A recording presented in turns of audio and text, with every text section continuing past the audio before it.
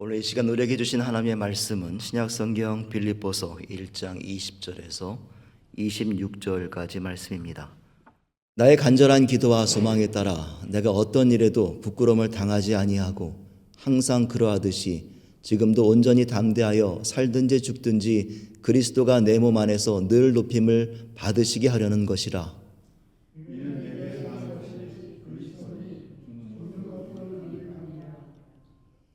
그러나 만일 내가 육신으로 산다면 이것은 내 수고의 열매니 무엇을 선택해야 할지 나는 알지 못하노라.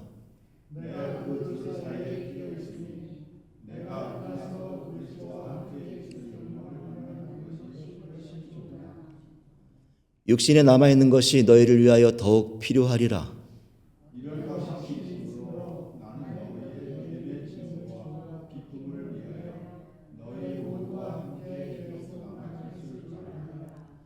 이는 내가 너희에게 다시 감으로 너의 기쁨이 예수 그리스도 안에서 나로 인하여 더 풍성하게 하려는 것이라. 아멘.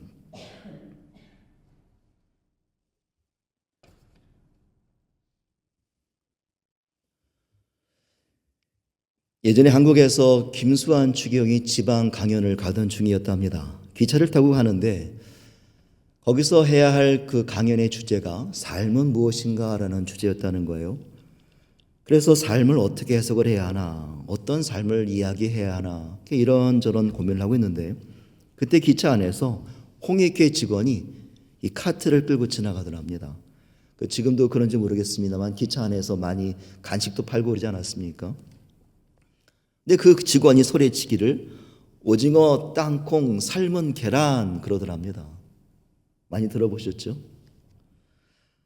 그래서 그 순간 그래 맞아, 삶은 계란이구나. 삶은 계란이구나. 계란처럼 둥글게 살아야겠구나. 이런 깨달음을 얻었다는 거죠. 삶은 계란. 말이 되죠?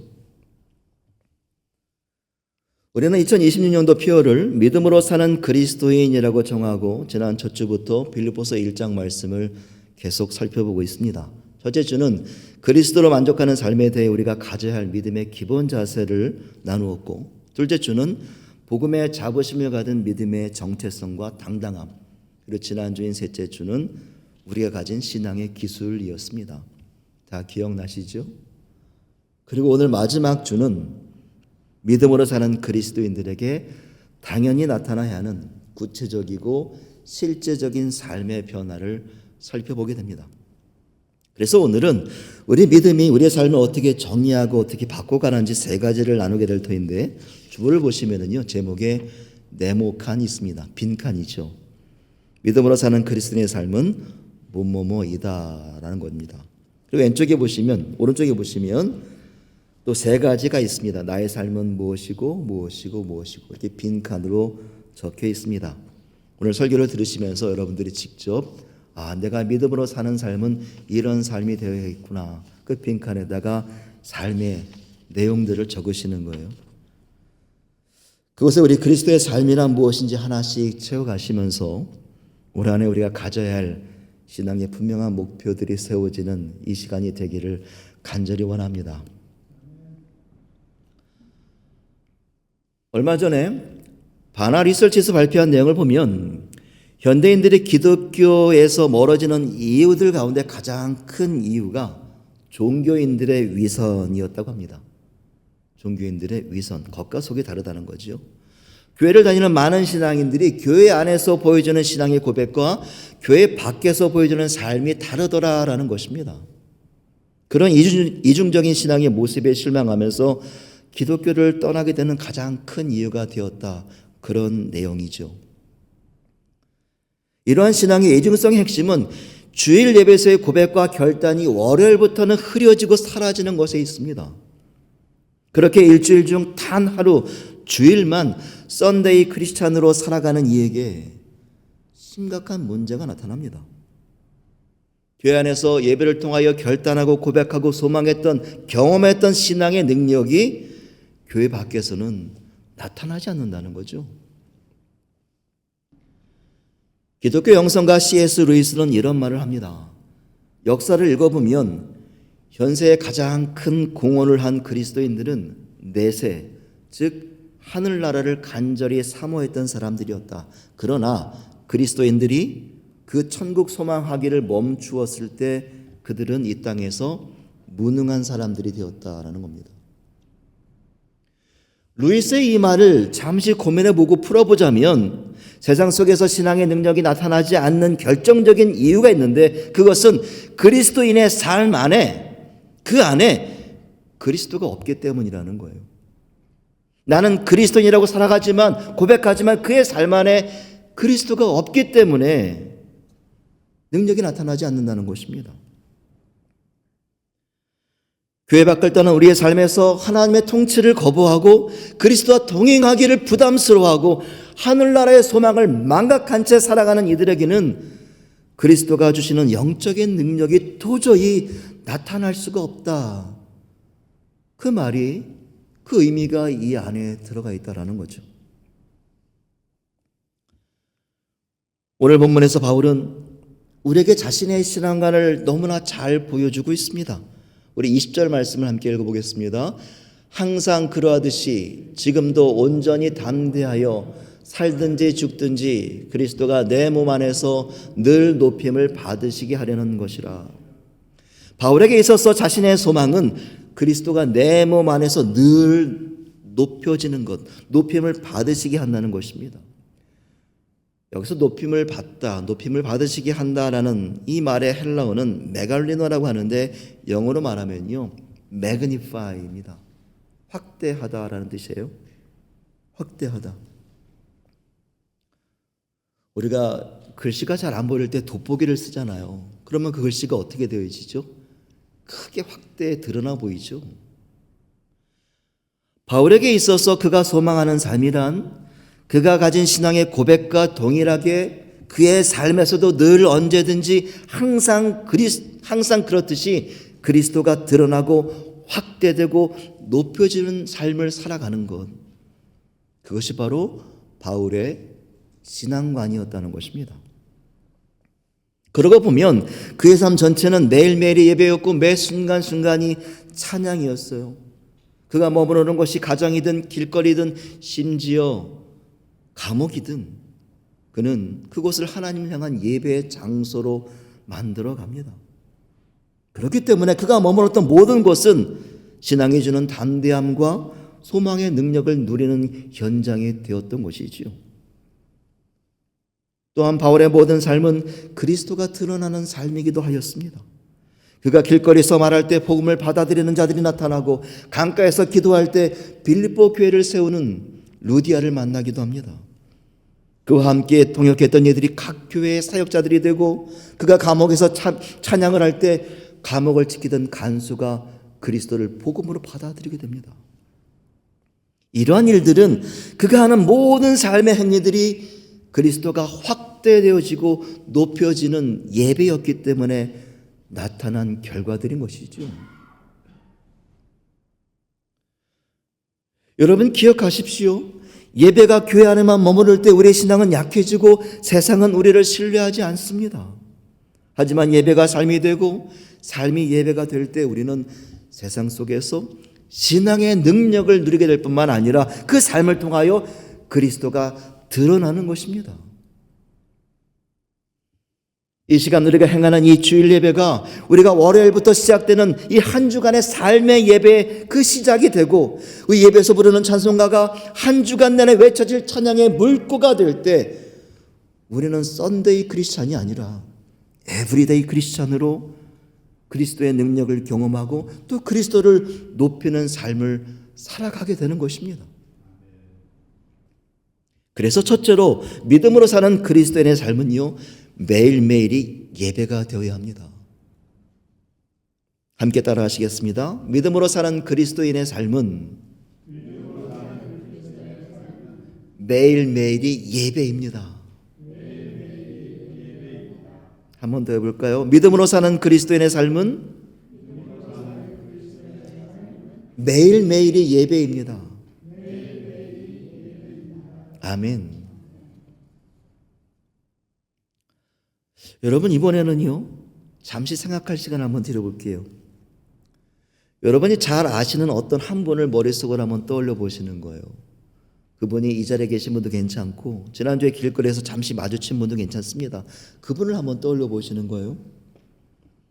그분을 우리가 생각할 때 어떤 생각이 드십니까? 어떤 감정이 올라오세요? 입가에 미소가 번지고 기분이 좋아지십니까? 아니면 왠지 모르게 마음이 무겁고 불쾌하고 섭섭한 감정이 올라오십니까? 그렇다면 이번에는 한번 방향을 바꿔보겠습니다. 나에게 있어서 그 사람이 아니라 그 사람에게 있어서 나는 어떤 모습일까요? 그의 생각 속에 내 얼굴과 내 이름이 떠오를 때 기쁨이 될까요? 아니면 부담이 될까요? 섭섭한 마음이 될까요? 아니면 불쾌할까요? 나는 그 사람에게 도움이 되는 사람입니까? 여기서 한 걸음 더 나가서 나는 그에게 신앙에 유익이 되는 사람입니까? 오늘 본문에서 바울은 죽느냐 사느냐의 인생 최대의 고민거리를 우리에게 소개하고 있어요. 죽느냐 사느냐 이것이 문제로다. 이 고민을 소개하고 있습니다. 그런데 바울이 가진 신앙적인 측면에서 그 고민을 자세히 들여다보면 그저 생명이 끊어지느냐 연장되느냐의 단순한 문제가 아니에요. 그가 죽음을 택한다는 것은 하늘에서 그리스도와 함께하는 영광스러운 것이었지만 그것은 개인의 만족을 위한 것이었습니다. 하지만 반대로 그가 생명을 택한다는 것은 이 땅에서의 고난과 수고를 더 감당해야 하는 일이지만 그것은 신앙 공동체를 위한 길이었어요. 바울은 이 죽느냐 사느냐 이 둘 사이의 갈등과 고민 가운데 이 사는 것을 택합니다. 그리고 그 이유를 24절에서 이렇게 말합니다. 육신에 남아있는 것이 너희를 위하여 더욱 필요하리라. 너희를 위하여 필요하리라. 너희를 위하여. 바울의 삶은 언제나 공동체 영적 이익을 구하는 곳에 있었습니다. 그의 생애를 돌아보면 예루살렘 교회가 어려울 때 헌금 운동으로 실질적 필요를 도왔고요. 각 교회 성도들에게 편지할 때마다 기도로 안부를 묻고 그들 가운데 평안과 기쁨이 가득하기를 소망하였습니다. 많은 이들과 동역을 이루고 디모데와 같은 지도자를 양성하여 복음을 전하게 합니다. 또한 연약한 자들을 돕고 위로하고 그리고 다툼과 갈등이 있는 곳에 화해를 요청하고 회복을 이루어내요. 이 땅에서의 그의 삶은 누군가에게 위로와 감사가 되고 격려가 되고 돌봄이 되고 기쁨이 되고 행복이 되고 믿음의 발판이 되는 영적 유익이었다는 것입니다. 오늘 본문 26절에도 보면 자신으로 인하여 빌립보 공동체의 기쁨이 풍성해지는 것이 그의 사명이라는 거예요.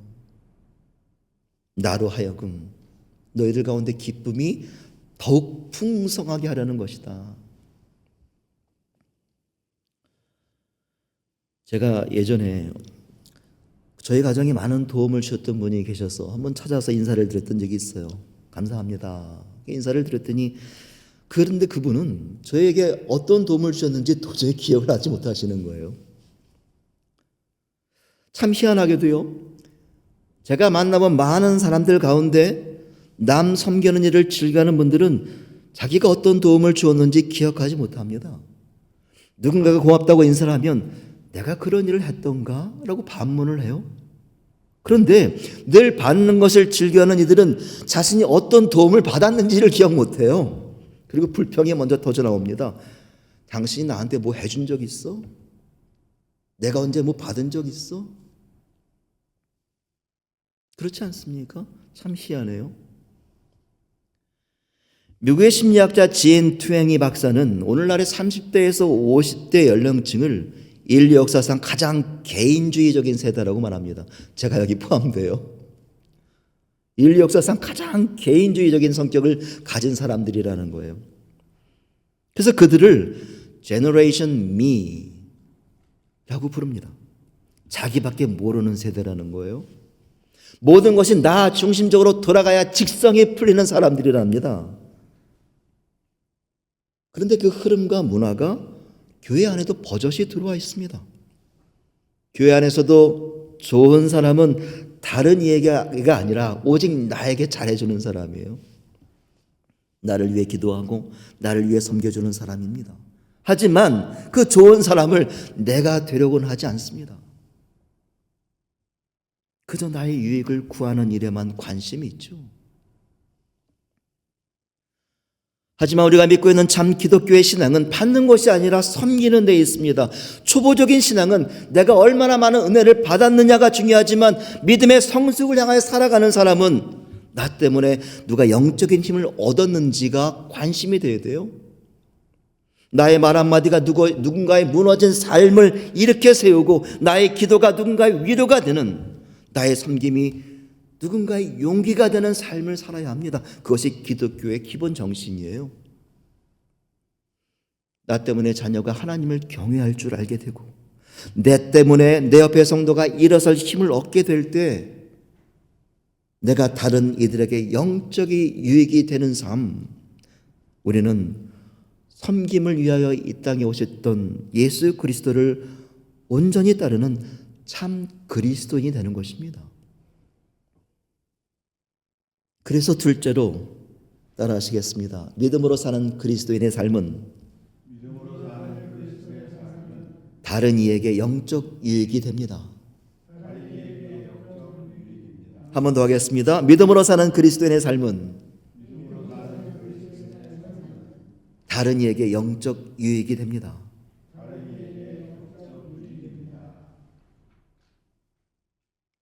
이제 마지막 칸을 채워보겠습니다.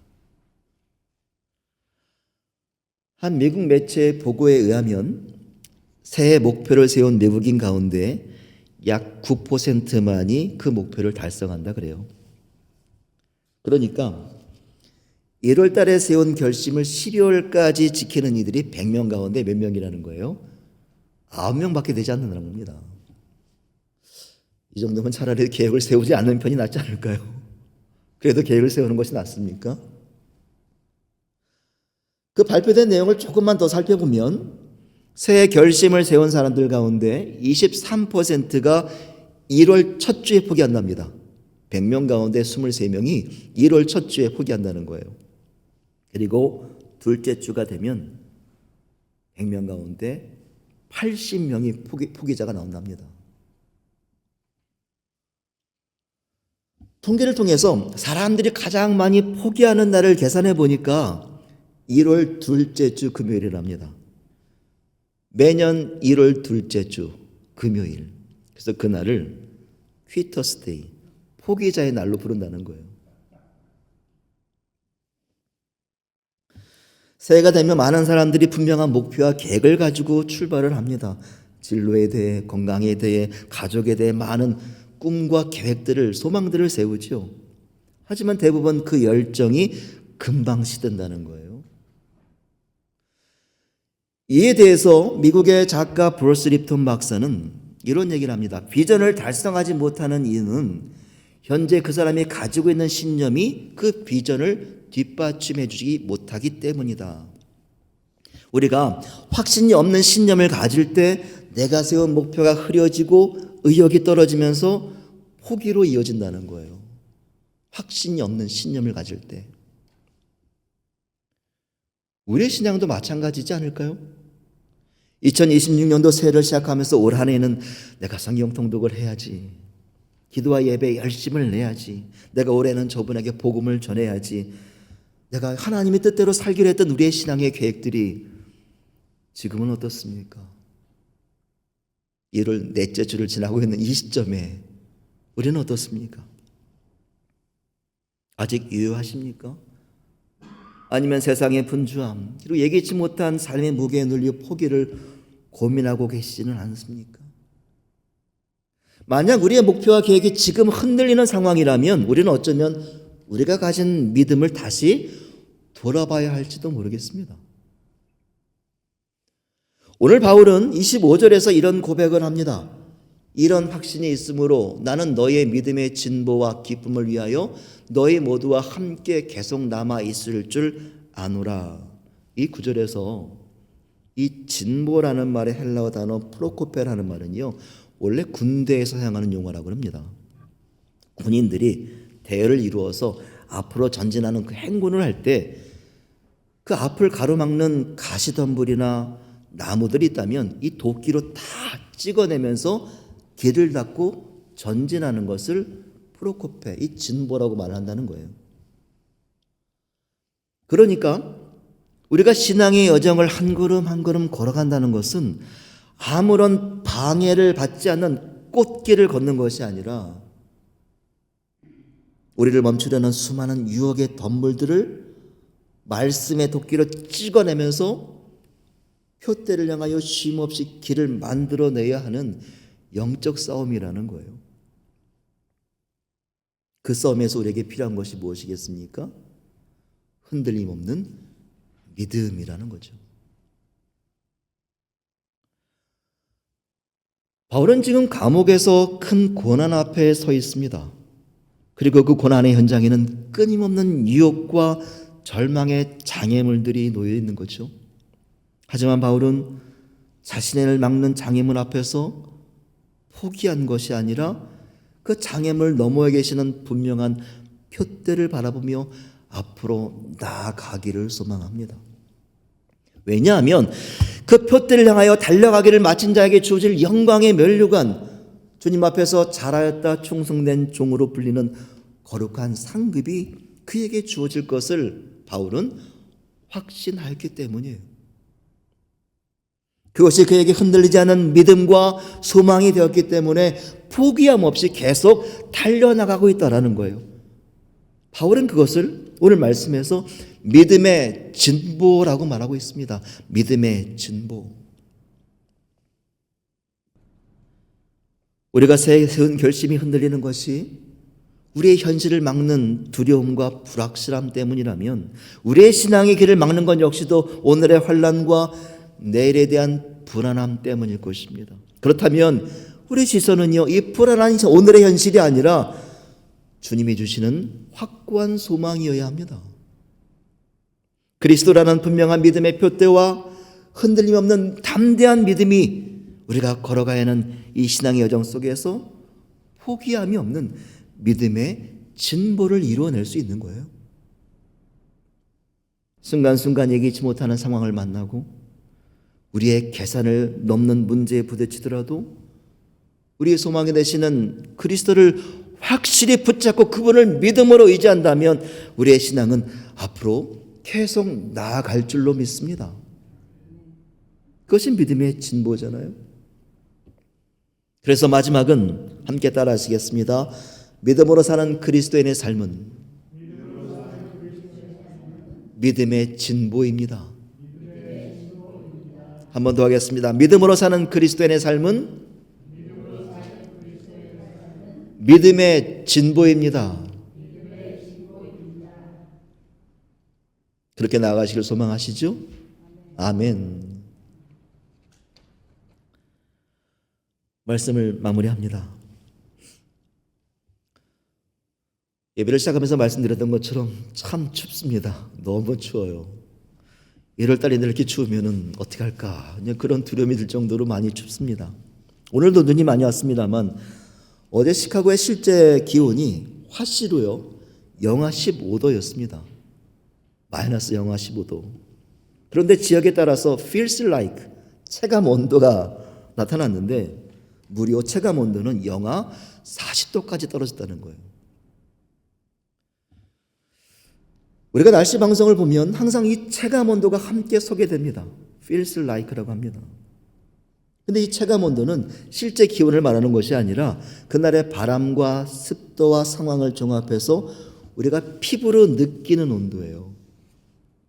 그러니까 똑같은 추위라도 환경에 따라 내가 무엇을 입고 있느냐에 따라서 내가 어떤 생각을 갖고 있느냐에 따라서 더 춥게도 더 따뜻하게도 느껴질 수 있다는 것입니다.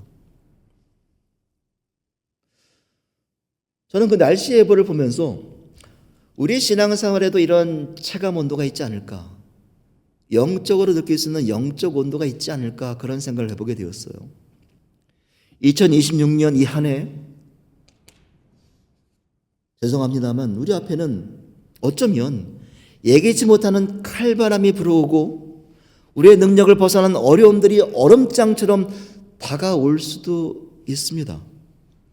그러나 우리가 믿음으로 사는 사람들이 된다면, 믿음으로 사는 그리스도인이 된다면 나 한 사람의 예배가 은혜의 통로가 되고 나의 섬김이 다른 이에게 영적 유익이 되어서 우리 공동체 안에 흘러넘칠 때 우리 로뎀의 영적 온도는 분명히 상승할 줄로 믿습니다. 그리고 우리가 모두가 함께하면서, 함께 이루어내면서, 함께 감당하면서 모든 어려움들을 이겨낼 수 있는 믿음의 실력이 또한 될 줄로 믿습니다. 그래서 오늘 주보 안쪽을 보시면은요, 우리가 믿음의 그리스도인으로 살아가기 위한 영적 점검표가 있습니다. 오늘 나눴던 세 가지 삶의 정의들과 점검 항목들이 쓰여 있어요. 우리가 이 한 주간, 이 한 해 매일매일 살아가시면서 나의 영적 상태를 점검해 보시는 거예요.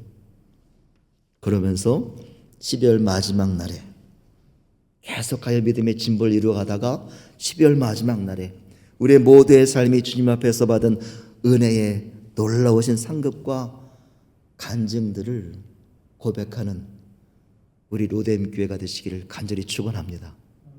기도하시겠습니다.